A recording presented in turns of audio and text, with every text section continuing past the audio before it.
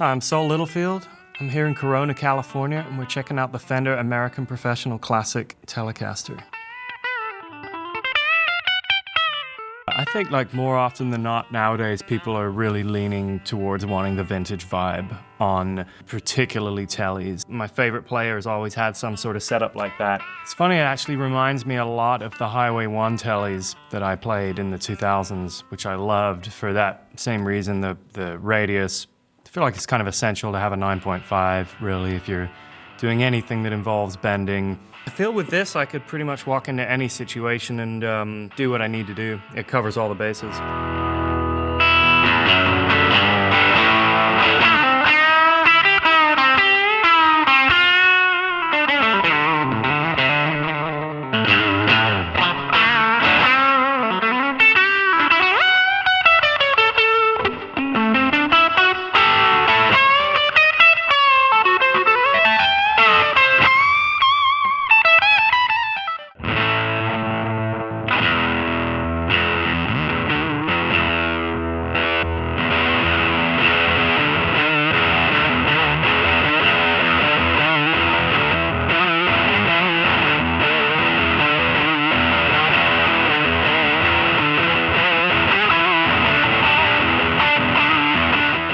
I think with a Butterscotch like this, I think that just brings back Blackguard 52.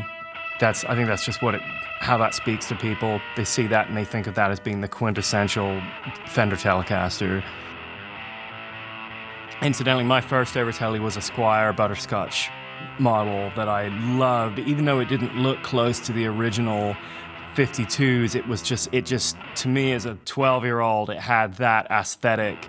And I've always associated that with it. And I think throughout the years, I think there's been many versions of that where people have done versions of that color. But I think a true Butterscotch like this is what people think of as being the 50s Telecaster look.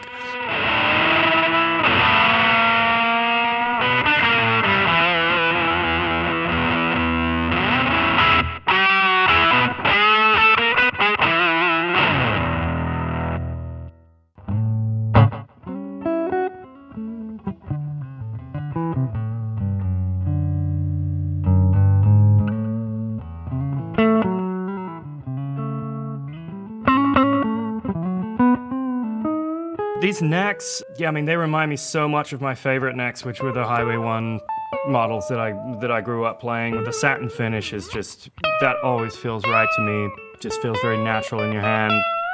The medium jumbo frets and the 9.5 radius. I think it's kind of a perfect mix between vintage and modern, really. Oh, notice we've got these new tuners, which are like a hybrid vintage modern. They still have the look and feel of vintage tuners, but they're actually attached with a nut, so there's no screws on the back, which would be really interchangeable if you wanted to put locking tuners on. Actually, on the A and E strings, they're actually a little bit larger, so you can still get a bunch of winds. Yeah, to me, that's kind of perfect.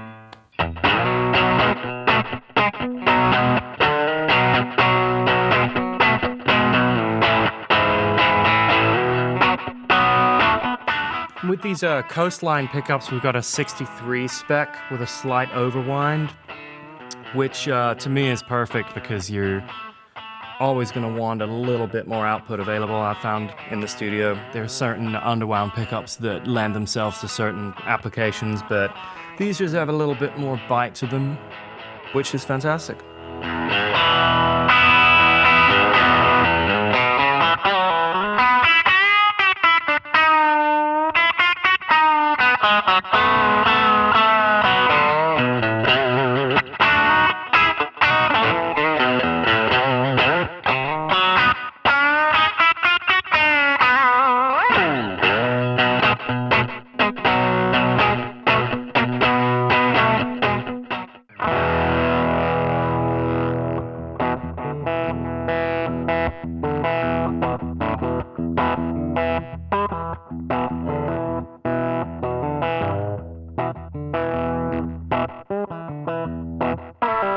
Another feature that I really love that's carried over from the old Highway 1 series is this grease bucket tone control. These are great because they help you carve out highs without losing any gain or low end. So I find it's a lot more usable for lead parts and solos and such. It's got a very musical kind of sweep to it.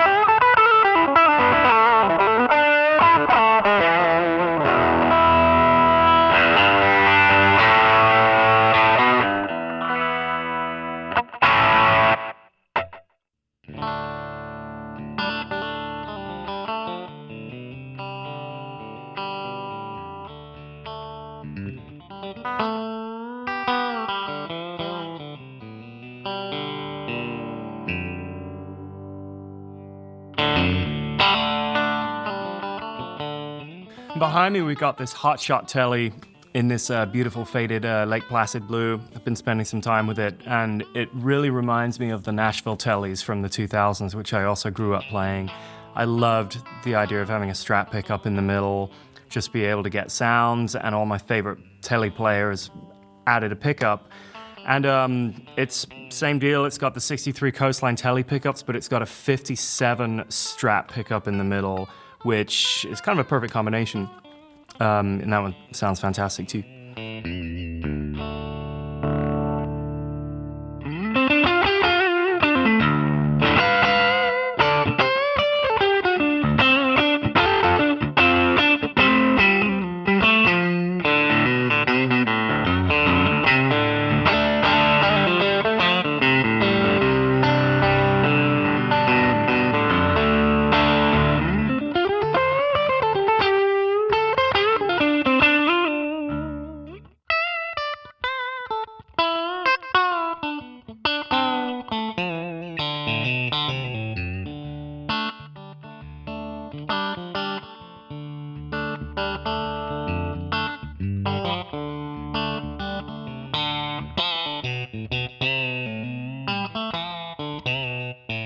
I think Fender USA is such a globally recognized brand that I think really anyone who's in the professional or semi-professional sphere or even playing locally is going to make an impression by having a US-made Fender instrument. And I think it's always been that way with these different tiers for, you know, what kind of level each guitar is at.